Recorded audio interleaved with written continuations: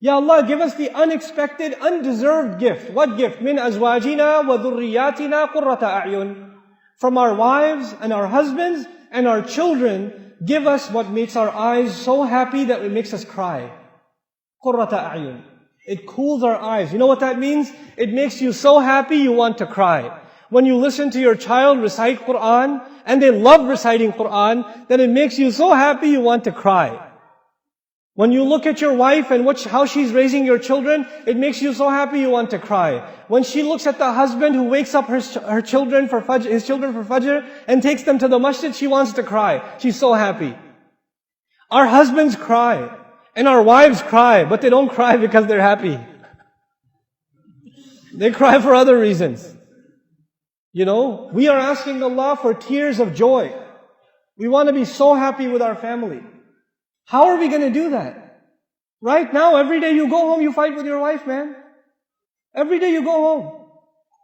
She's like, why were you so late? Why are you asking me? You always ask me. Don't you know there's traffic? Look outside the window. And you start every day. And then you're so angry, then you look at the child and he's like, why are you playing with a toy? Why do you look happy? We don't have happiness here. Where's your homework? And the kid's like, I didn't get any homework. You know, why not? I'm going to complain to your school. You know, God, this is not qurrata a'yun. There are people who come to the masjid for salat, and salat is supposed to give you peace. It's supposed to make you calm. It's supposed to settle you down. And then they go home and there's a tornado that walked into the house. Oh, children hide under the bed. You know, the wife gets off the phone. She's like, you know, you cannot be the reason for your family to be afraid of you. You should be a reason for your family to be overjoyed. Your children should they should run to you and hug you when you come home. That's the relationship you should have with your children. And while I'm on this topic, 20 years ago, 30 years ago, 40 years ago, parenting was different. Now it's not the same.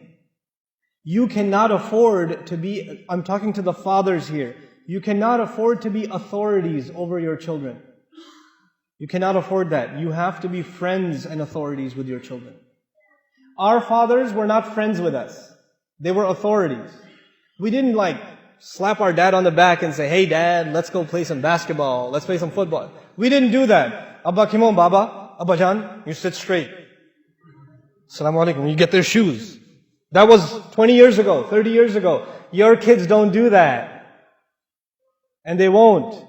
We're living in 2013, brothers and sisters. We have to accept reality. Our children are exposed to a lot of things.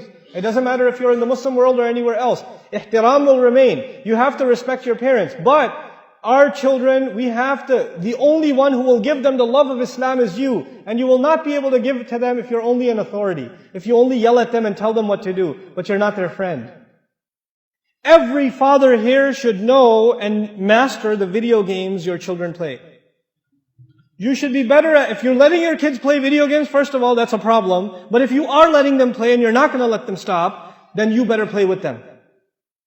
Then you better be sitting there playing with them. You don't go watch the news. You're not going to change the world. Okay? You've watched enough news. Believe me, and nothing has changed. You need to know whether the stock market went up or down. You don't even care about stocks, man. Why are you watching the news? It has nothing to do with you. Listen to it in the car. When you're in the car, don't come home and watch TV. Don't come home and watch the news. Come home and play with your kids. Do homework with your kids. Talk to your kids. Take your kids to the masjid. Do that with them. Make your kids love you. I tell you, I'm telling you, if the fathers don't do this, we will lose this ummah. We will lose our next generation. I am telling you. I'm guaranteeing you.